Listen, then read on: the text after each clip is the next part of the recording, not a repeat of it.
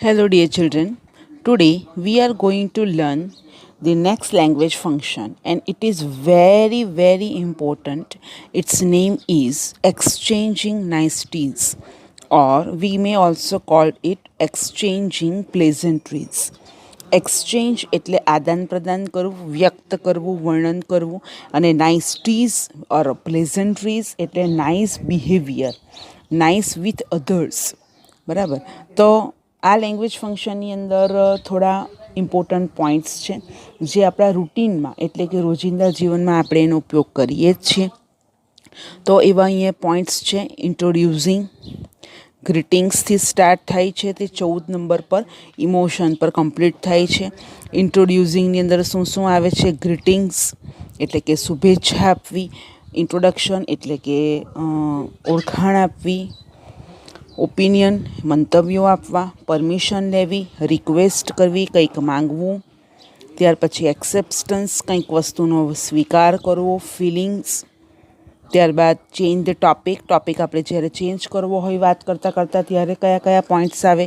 Sympathy, કોઈને sympathy આપવી, સહાનુભૂતિ આપવી, ડિસ્પર્સ્ડ એટલે વિદાય લેવી, છૂટા પડવું, અપોલોજી એટલે માફી માંગવી, ડિક્લાઇન એટલે કોઈ પણ કાર્ય કરવા માટેનું ના પાડવું, એપ્રિશિએશન ઓર પ્રેઝ એટલે કોઈના વખાણ કરવા, કોઈને સન્માન આપવું, અને એક્સપ્રેસિંગ ઇમોશન્સ. તો આનું ટાઇટલ નાઇસટીઝ, પ્લેઝન્ટ્રીઝ, અને ત્રીજું ટાઇટલ પણ ગણાવી શકીએ આપણે એક્સપ્રેસિંગ ઇમોશન્સ. Expressing emotions. તો આપણે આ રીતે એક્સપ્રેસિંગ ઇમોશન્સને પણ અહીંયા મહત્ત્વનું ગણવામાં આવે છે. ત્યારબાદ વિદ્યાર્થી મિત્રો અહીંયા એક ગુજરાતીમાં નોટ્સ લખેલી છે, એ આપણે વાંચી લઈએ અને સમજી લઈએ. એક્સચેન્જિંગ નાઇસટીઝ એ અંગ્રેજી ભાષાનું એક મહત્ત્વનું ફંક્શન છે. નાઇસટીઝ ઓર નાઇસટીનો અર્થ સામાન્ય રીતે વિનય વ્યવહાર કરવો, વિનમ્ર રહેવું, પોલાઇટ રહેવું, સુસંસ્કૃત ભાષામાં વાત કરવી, સુસભ્ય, ઉત્તમ વર્તણૂક હોવું, ઉત્તમ વ્યવહાર હોવો, આવો એનો અર્થ થાય છે. વેબસ્ટર શબ્દકોશ એટલે ડિક્શનરી. વેબસ્ટરની જે ડિક્શનરી છે તેના મુજબ એનો અર્થ થાય છે the quality or state of being nice to others. મેં તમને કહ્યું તે પ્રમાણે અહીંયા લખ્યું છે નાઇસટીઝ એટલે નાઇસ ટુ અધર્સ. બરાબર બાળકો? તો આપણે એ વસ્તુ ધ્યાનમાં રાખશું. એન એલિગન્ટ ઓર સિવિલાઇઝ ફીચર ઓર બિહેવિયર. બરાબર. જંગલી જેવું વર્તન નહીં, માણસ જેવું સુસંસ્કૃત, સુસભ્ય એવું વર્ણન. Good manners, polite behaviour, careful attention two details, delicate exactness, એકદમ તમારું ડેલિકેટ તમારું બિહેવિયર, એવો એનો અર્થ થાય છે. અન્ય અર્થ મુજબ ચોકસાઈપૂર્વકનું ઉત્તમ વિનય વર્તન કે રીતભાત એવો એનો અર્થ થાય છે. અને રોજબરોજની અંદર આપણે જે વાર્તાલાપ કરીએ છીએ, જે વાતચીત કરીએ છીએ, અને અન્ય વ્યક્તિ સાથે આપણે કેવી રીતે વાતચીત કરવી જોઈએ, એ બધું જ અહીંયા વર્ણન તમારી સમક્ષ કરેલું છે. તો એ રીતે તમારે અહીંયા ધ્યાનમાં રાખવાનું રહેશે. ત્યારબાદ આપણે બીજી એની અભિવ્યક્તિ જોઈ લઈએ. તો જ્યારે કોઈ પણ પ્રસ્તાવ આપણને કરવામાં આવે, પ્રપોઝલ, કોઈ પણ દરખાસ્ત મૂકવામાં આવે, કોઈ પણ આનંદપૂર્વક કે ખુશીથી કંઈ પણ સ્વીકારવાનું હોય, ત્યારે આપણે નાઇસટીઝના શબ્દોનો ઉપયોગ કરીશું, અથવા જે શબ્દોનો ઉપયોગ કરીશું એને નાઇસટીઝ લેંગ્વેજ ફંક્શનમાં આપણે કાઉન્ટ કરીશું. શુભેચ્છાઓ કંઈ પણ પાઠવવાની હોય, કોઈ પણ તહેવાર પ્રસંગે શુભેચ્છાઓ પાઠવવાની હોય, કોઈ પણ સારા કાર્ય કરવા જઈએ અને ત્યારે તમારે કોઈ પણ શુભેચ્છાઓ વ્યક્ત કરવી હોય, ત્યારે પણ આપણે જે શબ્દોનો ઉપયોગ કરીએ છીએ એ બધા શબ્દો નાઇસટીઝની અંદર આવશે.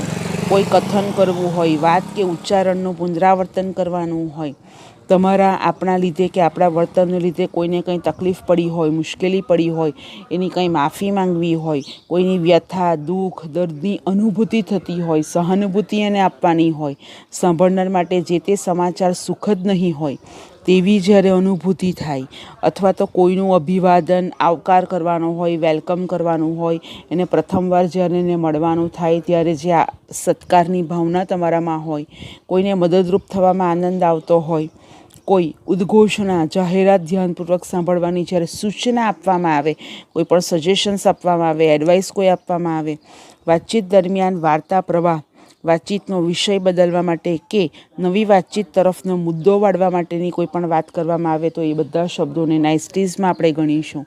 વિવેકપૂર્વક, વિનયપૂર્વક, મક્કમતાથી કોઈ બાબતે આપણે ના પાડી દેવી હોય, કોઈ પણ કાર્ય કરવા અંગેની ના પાડવી હોય અથવા ના કહેવા માટે વિવિધ પ્રકારના ઉદ્ગાર કે શબ્દ સમૂહ કે વાક્યો જ્યારે આપણને સંવાદોની અંદર જોવા મળે ત્યારે પણ આપણે નાઇસ્ટીઝનો ઉપયોગ કરીશું.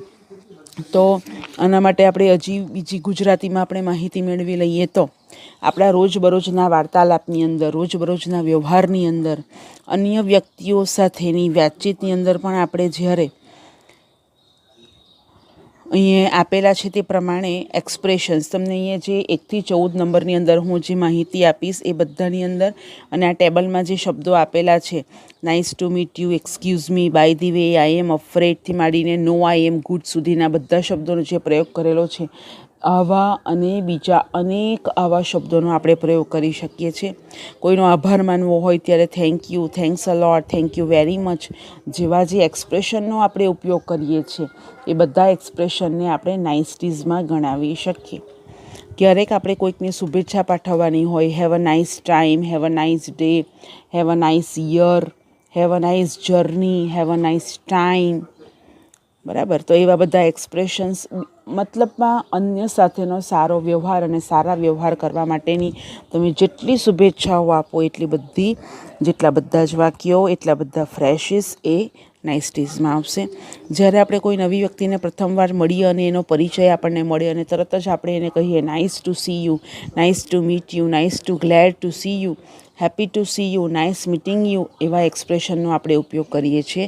તો એ બધા જ આ બધા એક્સપ્રેશન્સ જે છે એ નાઇસ્ટીઝના છે, પ્લેઝન્ટ્રીઝના છે, ઇમોશન્સના છે. જ્યારે આપણે કોઈની પાસે અથવા તો સામેની વ્યક્તિને કંઈ પૂછવું હોય, કોઈ માહિતી બાબતે પૂછવું હોય તો વાતચીતનો પ્રારંભ કરી એક્સક્યુઝ મી અને બોલીએ તો આ જે એક્સપ્રેશન છે એ એક્સપ્રેશન પણ નાઇસ્ટીઝનું જ છે. જ્યારે વાતચીતનો વિષય બદલવો હોય કે વાતચીત દરમિયાન વાર્તાલાપનો પ્રવાહ બદલવા માટે બાય ધી વે જેવું એક્સપ્રેશન આપણે જ્યારે વાપરીએ છીએ ત્યારે પણ નાઇસ્ટીઝનો જ ઉપયોગ થાય છે. કદાચ આપણે કોઈને મદદરૂપ ન થઈ શકીએ, કોઈને સહાયરૂપ ન થઈએ અને આપણને લાગે કે આપણે તે કરી શકીએ તેમ નથી તો આઈ am afraid, I fear, I M ટેરિબલી sorry જેવા માફી સૂચક શબ્દોનો એક્સપ્રેશનનો ઉપયોગ જ્યારે કરીએ તો એ પણ નાઇસ્ટીઝ છે. આપણે કોઈને ઠેસ પહોંચાડી હોય, કદાચ દુઃખ પહોંચાડ્યું હોય, કંઈ ન કોઈને ન ગમતું હોય એવું કાર્ય કર્યું હોય અને ત્યારે આપણે I am sorry for that, I am really sorry, I am extremely sorry, pardon આવા બધા એક્સપ્રેશનનો ઉપયોગ કરીએ તો એ પણ નાઇસ્ટીઝ છે. કોઈની ખબર અંતર પૂછવા જઈએ, કોઈ મળે ત્યારે આપણે એને કેમ છો કહીએ, કેમનું ચાલે છે, શું ચાલે છે, એવું આપણે અંગ્રેજીમાં એને જ્યારે પૂછીએ how are you, how do you do, how about you, what's up, what's going on, એવા બધા એક્સપ્રેશનનો ઉપયોગ કરીએ તો એ પણ બધા નાઇસ્ટીઝ છે, પ્લેઝન્ટ્રીઝ છે. કોઈ દરખાસ્ત, કોઈનો વિચાર, કોઈ પ્રસ્તાવ કે વિચાર આપણને ગમી ગયો હોય અને એ ગમી ગયેલા જે એક્સપ્રેશન્સ છે ત્યારે આપણે that's great, that's really good, that's would be great, wow, great જેવા એક્સપ્રેશનનો આપણે ઉપયોગ કરીએ તો આ બધા એક્સપ્રેશન્સ પણ નાઇસ્ટીઝના છે. આપણી પાસે ખપ પૂરતું, જરૂર પૂરતું છે, હવે વધારે નથી જોઈતું, I have enough, that's okay, no I don't want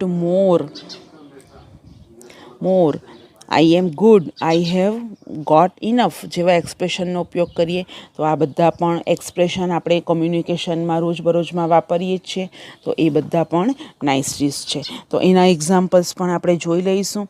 તે પહેલાં આપણે બાળકો, જે મેં તમારા માટે પર્સનલી નોટ્સ બનાવી છે, આ તમને કોઈ પણ જગ્યાએ આ જોવા નહીં મળશે, એ નોટ્સ મેં મારી રીતે બનાવી છે તો તમારે એને રિફર કરવાની છે અને તમારા માટે આના સિવાયના કોઈ પણ શબ્દો તમને જોવા નહીં મળશે.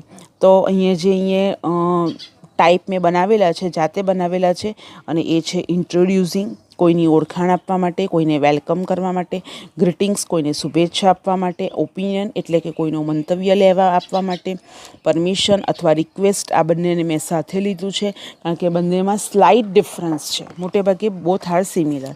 સો પરમિશન એટલે કોઈ પણ કાર્ય કરવા માટેની કંઈ પરમિશન માંગવી હોય, કોઈ વસ્તુ માંગવી હોય, રિક્વેસ્ટ કોઈ નમ્રતાપૂર્વક વિનંતી કરવાની હોય ત્યારે આપણે જે શબ્દોનો ઉપયોગ કરીશું એને નાઇસ્ટીઝ કહીશું. એક્સેપ્ટન્સ એટલે કોઈ પણ બાબતનો સ્વીકાર કરવા માટે, કોઈ ભૂલ થઈ હોય તો એનો પશ્ચાતાપ કરવા માટે.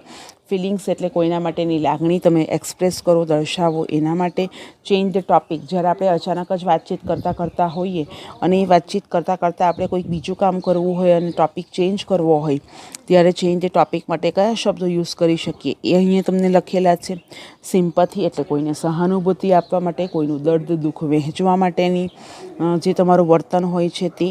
ડિસ્પર્સ્ડ એટલે વિદાય વખતે એટલે કે છૂટા પડીએ ત્યારે, આપણે કોઈક મીટિંગ પતી ગઈ હોય અને બધા છૂટા પડીએ અને જે આપણે બાય કરીએ છીએ તો એ ડિસ્પર્સ્ડ કહેવાય.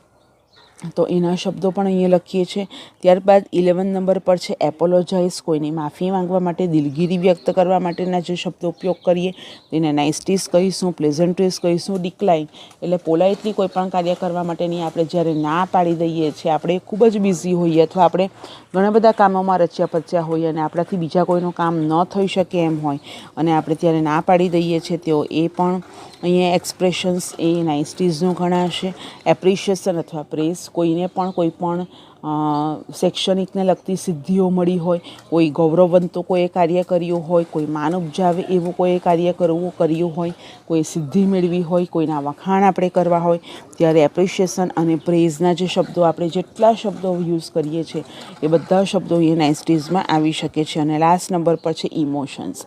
તો ઇમોશન્સને અહીંયા આપણે એક બ્રોડ સેન્સની અંદર નહીં લઈએ અને નાઇસ્ટીઝના એની અંદર લઈએ તો ઉદ્ગાર સૂચક જેટલા શબ્દો છે, ઇન્ટરજેક્શન્સ, તો એ બધાથી શરૂઆત થતું હોય અને અચાનક સરપ્રાઇઝ જેવું લાગે તો એ બધા જે શબ્દો છે એ ઇમોશનમાં આવશે.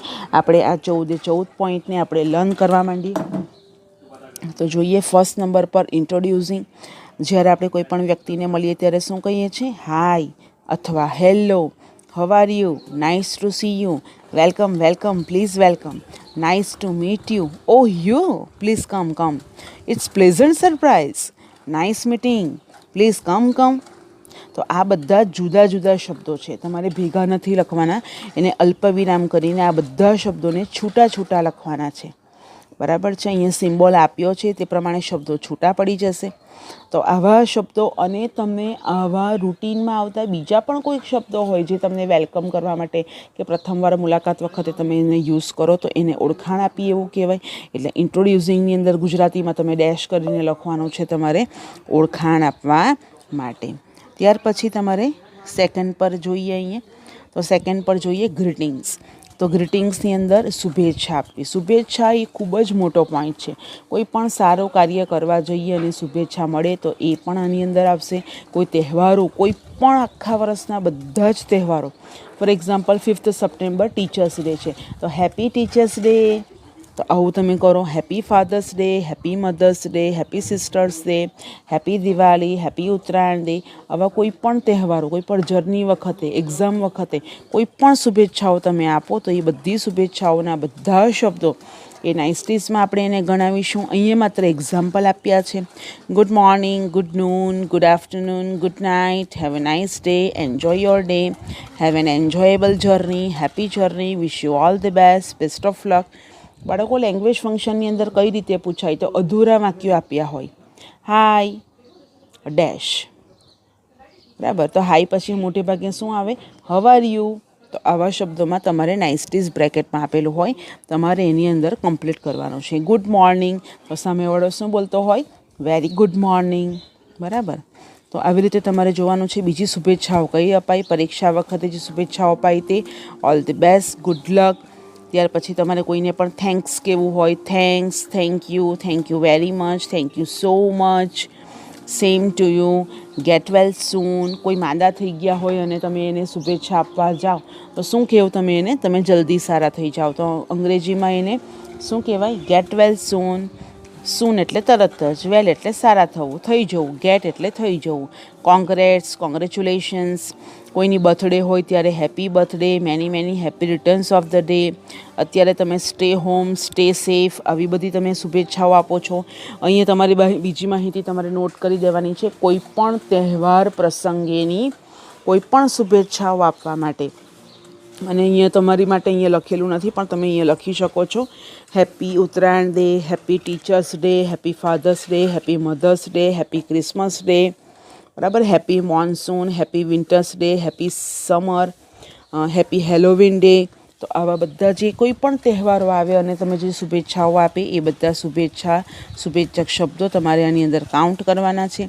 ત્યાર પછી ગુડ વિશિસ જોયા પછી આપણે ઓપિનિયન પર આવીએ.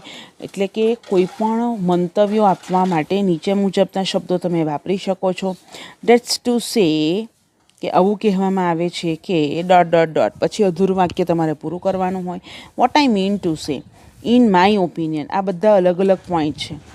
Vote I was to say is, it's difficult to say ... I want to share, I can't really say, I think, I don't think, I have an idea, it's all depend on, my opinion is.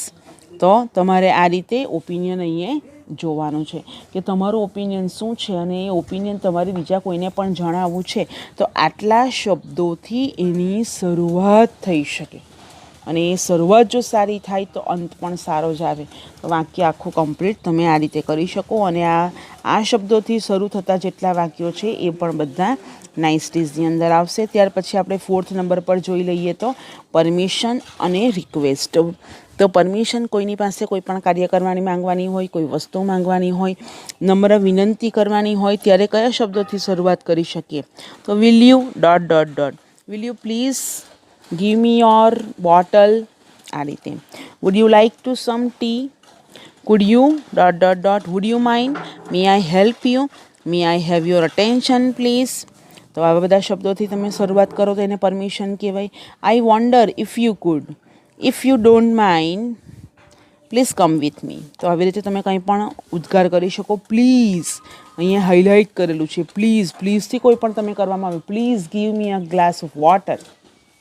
તો આ imperative sentence તો છે જ, પણ એની સાથે request પણ છે. એટલે એવું નહીં કે કોઈક વાક્ય એક જ લેંગ્વેજ ફંક્શનનું આવે એવું જરૂરી નથી. એની અંદર 2 થી 3 લેંગ્વેજ ફંક્શન પણ વપરાયેલા હોય. I request to you, I am asking your permission of. તો આવા શબ્દો તમે પરમિશન અને રિક્વેસ્ટ માટે તમે વાપરી શકો છો. ત્યારબાદ આપણે 6 નંબર પર જોઈએ તો એક્સેપ્ટન્સ. એક્સેપ્ટન્સ એટલે કોઈ પણ વાતનો, વસ્તુનો, કાર્યનો સ્વીકાર કરવો. That's great, really great, that would be better, that's all right, that's marvellous, that's good, fine, nice, that would be great, I agree with you, correct, right, okay. ઓકેના અહીંયા 2 સ્પેલિંગ છે, તમારે બંને એને સાચા ગણવાના છે. તો આ રીતે તમે એને નાઇસ્ટીઝ કે પ્રેઝન્ટેશનલ શબ્દો તરીકે ઉપયોગ આ બધા શબ્દોનો કરી શકો છો. ત્યાર પછી આપણે 7 નંબર પર જોઈએ તો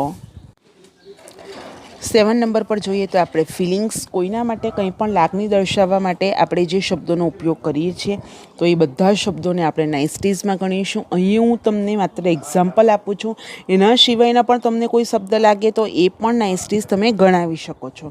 આઈ believe in you, I like you, I miss you, I am always with you, I respect you, I love you, I live for you, God is always with you. તો આવી ફિલિંગ્સ અને sympathy પણ તમે આપી શકો છો. વાતચીત કરતાં કરતાં કોઈક ટૉપિક બદલવો હોય ત્યારે, oh by the way, if we could move on to forget it, change the topic, move on the next one. તો આવા શબ્દો તમારા ટોપિક ચેન્જ કરવા માટે યુઝ થાય છે. ત્યાર પછી 9 નંબર પર જોઈએ તો આપણે sympathy. I am with you. Sympathy કોઈને સહાનુભૂતિ આપવા માટે, કોઈ વ્યક્તિ એકલી પડી ગઈ હોય, કોઈ વ્યક્તિ દુઃખમાં હોય, દર્દમાં હોય અને એને સાથ સહકાર આપવા માટે, એને સપોર્ટ કરવા માટે, એને સિમ્પથી આપવા માટે, કોઈનું મોરલ ડાઉન થઈ ગયું હોય તો એને કરેજ આપવા માટે જે શબ્દોનો તમે ઉપયોગ કરી શકો છો એ બધા જ શબ્દો નાઇસ્ટીઝમાં આવે છે. આઈ એમ વિથ યુ, હું તારી સાથે જ છું. આઈ સિમ્પથાઇઝ વિથ યુ, મારી સહાનુભૂતિ તારી સાથે છે. You have the capacity to bear all this, you always think good, so why do you worry, don't worry. તો આ બધા સહાનુભૂતિ સૂચક શબ્દો છે. You are always right, call me any time, I am always available for you, don't worry, all yours. તો આવા બધા શબ્દો તમે એને સિમ્પથી આપવા માટે વાપરી શકો છો. આના સિવાયના પણ અન્ય કોઈ શબ્દો વાપરો અને એને નાઇસ્ટીઝ તમે ગણાવી શકો છો.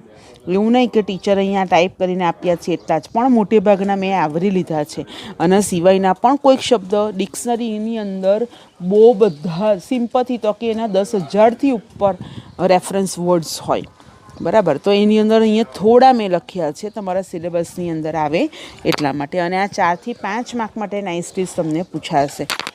ડિસ્પર્સ, છૂટા પડો ત્યારે, વિદાય લેવું ત્યારે, કાર્યક્રમ પતે અને જ્યારે તમે છૂટા પડો ને તો એ ડિસ્પર્સની વાત છે. ત્યારે તમે કયા શબ્દોનો ઉપયોગ કરો છો? જે શબ્દોનો તમે તે ઉપયોગ કરો છો એને નાઇસટીઝ ગણાવી શકીએ. અહીંયા આપણે જોઈ શકીએ છીએ bye bye, see you, I have to go, I am afraid, I have to leave now, see you later, good bye, bye for now, tata, nice meeting, we meet again very soon, nice to meet you. તો આવા બધા ડિસ્પર્સના શબ્દો અહીંયા તમે જોઈ શકો છો. આના સિવાયના પણ કોઈ અન્ય તમને લાગે તો એ નાઇસટીઝ છે. અપોલોજી એટલે માફી માંગવી, આઈ એમ સોરી, સોરી. ઘણીવાર આપણે એવું કરીએ, ભૂલ કરતા જઈએ અને સોરી કહેતા જઈએ, ભૂલ કરતા જઈએ અને સોરી કહેતા જઈએ. આઈ એમ એક્સ્ટ્રીમલી સોરી. ઘણા વ્યક્તિઓ સોરી ક્યારેય નહીં બોલતા હોય. કેમ? કારણ કે એની કોઈ ભૂલ જ નહીં થતી હોય. બની શકે એવું. I am extremely sorry, pardon, excuse me. કોઈ બધા આખા ગ્રુપમાં કોઈ ચર્ચા કરતા હોય ને તમારે ઊભા થઈને બોલવું હોય તો પણ તમે એક્સક્યુઝ મી કરી શકો છો. કોઈ વ્યક્તિ તમને કંઈ પણ બોલે અને તમને ન સંભળાય અને ફરી પાછું એને એવું કહેવું હોય કે તમે આ ફરી પાછું બોલો તો ત્યાં તમે પાર્ડન અથવા સોરી બોલી શકો છો. મોટે ભાગે પહેલાં પાર્ડન જ બોલાય. ફોર એક્ઝામ્પલ, ટીચર કોઈ ક્વેશ્ચન કરે કે વોટ્સ યોર નેમ અને તે બાળક એને કદાચ એ ક્વેશ્ચન નહીં સાંભળ્યો હોય તો ત્યારે એ ક્વેશ્ચન જો ફરી પાછો પૂછવો હોય તો એવું નહીં કહેવાય કે ટીચર તમે ફરી પાછા એ પ્રશ્ન બોલો, મને સમજ નથી પડી. આટલું બધું લાંબુ તમે બોલી શકો છો, પણ આટલું લાંબુ બોલવાની જગ્યાએ માત્ર પાર્ડન બોલો તો એમાં તમને ખબર પડી જાય ટીચરને કે એને સમજ નથી પડી અથવા તો ક્વેશ્ચન સંભળાયો નથી. અને પાર્ડન અહીં યાદ આવે તો તમે સોરી બોલી શકો છો ક્વેશ્ચનના રૂપમાં. સોરી, સોરી એટલે એ તરત જ એ ફરી પાછા બોલશે. Excuse me, I feel guilt, I ask અપોલોજી.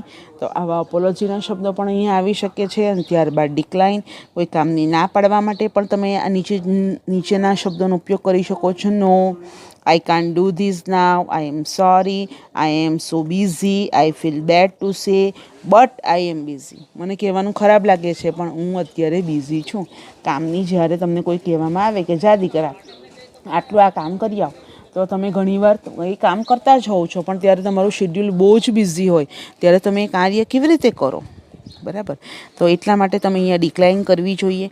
No please, I haven't done, I do next time. કરી આપીશ તે તમને આ કાર્ય ચોક્કસ કરી આપીશ પણ મને સમય મળે ત્યારે.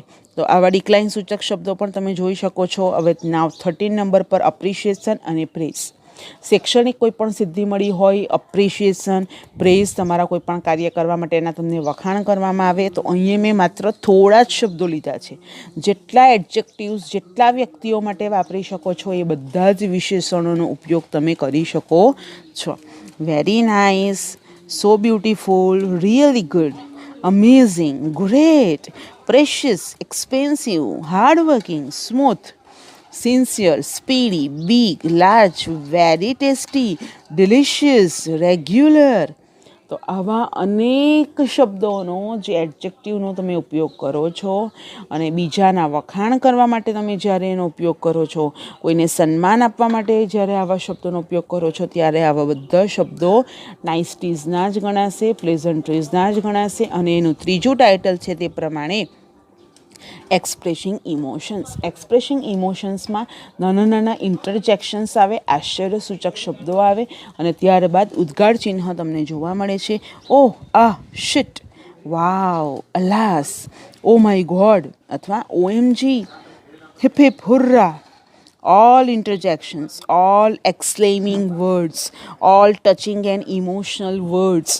આ બધા જ વર્ડ્સ સરપ્રાઇઝ સૂચક વર્ડ્સ હોય, એડજેક્ટિવ હોય અને એની બાજુમાં એક્સક્લેમેશન માર્ક હોય. ફોર એક્ઝામ્પલ, અમેઝિંગ, વાવ. તો આવા બધા શબ્દો જે પ્રેઝ જે પણ હોય, ઇન્ટરજેક્શન્સ હોય, એક્સક્લેમ કરતા હોય, ઉદ્ગાર વાક્ય, ઉદ્ગાર શબ્દો હોય, આશ્ચર્યસૂચક શબ્દો હોય તો એ બધા એક્સપ્રેસિંગ ઇમોશનની અંદર આપશે. તો આપણે જે ટાઇટલ જોયું નાઇસટીઝ, પ્લેઝન્ટ્રીઝ, તો એની સાથે એક્સપ્રેસિંગ ઇમોશનનો પણ એક ઇમ્પોર્ટન્ટ ટાઇટલ બને છે. તો આવા 14th પોઈન્ટ તમને જે કહ્યા છે એ 14 પોઈન્ટ તમારે યાદ રાખવાના છે.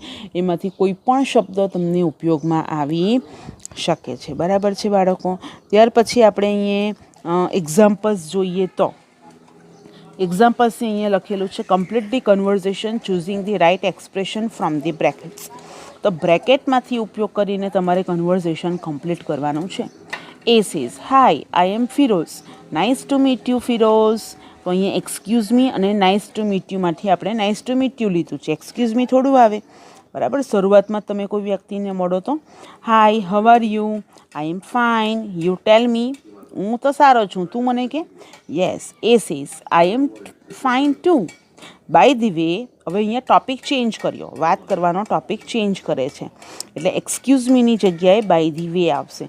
તમને આ બે બ્રેકેટમાં આન્સર આપ્યા છે, એની જગ્યાએ અહીંયા હશે એક્સપ્રેસિંગ નાઇસટીઝ અથવા પ્લેઝન્ટ્રીઝ અથવા એક્સપ્રેસિંગ ઇમોશન્સ એવું લખેલું હશે, અને તમારે આ શબ્દ જાતે યાદ કરીને લખવાનો છે. Okay. By the way, what are you doing in the evening, હું તો સારો છું. ચાલ એ વાત છોડ, તું મને કે તું સાંજે શું કરી રહ્યો છે. B says, nothing special. Now third example. A says, have some more halwa, લેવ ને થોડો હલવા લેવ. B says, I have got enough, ના ના મને એટલું પૂરતું છે. નો આઈ એમ ગુડ એવું થોડું આવે, હલવા મને જોઈતો નથી, હવે પૂરતું છે, બરાબર. આ રીતે તમે પેરેગ્રાફને કમ્પ્લીટ કરી શકો છો. બાળકો, બીજી એક સૂચના આપવાની હતી કે પરીક્ષાની અંદર જે આ ક્વેશ્ચન્સ પૂછાય છે, કમ્પ્લીટ ધી કન્વર્ઝેશન, તો એ કન્વર્ઝેશન્સની અંદર પાર્ટ બીની અંદર ઘણા બધાએ માત્ર આન્સર્સ જ લખ્યા છે. કમ્પ્લીટ ધી કન્વર્ઝેશન ક્યારે કહેવાય? જ્યારે બે વ્યક્તિઓ વાત કરતા હોય અને બંને વ્યક્તિઓની વાત તમે સંપૂર્ણ રીતે લખી હોય, ત્યારે જ એ વાતને complete the conversion, complete the respond, complete the dialogues કહી શકીએ. એટલે તેના માર્ક્સ મેં આપ્યા નથી, એટલે એના માર્ક્સ પણ બોર્ડની પરીક્ષામાં તમને નહીં મળે જ્યાં સુધી તમે આખો પેરેગ્રાફ કમ્પ્લીટ ન લખો ત્યાં સુધી. I am afraid. Fourth, I am afraid. I am in hurry to reach home. બરાબર, મને ગભરામણ થાય છે કે મારે જલ્દી પહોંચવાનું છે, હું અકળામણ થાય છે મને. You please carry on with the dinner, I will leave. મારે લીવ લેવી જ પડશે, તમે તમારું ડિનર કન્ટિન્યુ રાખો, કેરી ઓન રાખો, બરાબર. તો આઈ એમ અફ્રેડ આવે, એક્સક્યુઝ મી નહીં આવી શકે. Hello, I am going out to get something to drink. હા, અહીંયા ફોર્થ પેરેગ્રાફની અંદર જો કોઈનો ફોન આવ્યો હોય ને ખાતા ઉઠવું હોય તોય તમે એક્સક્યુઝ મી બોલો તો ચાલે, તો એક્સક્યુઝ મી હોય તો ચાલે.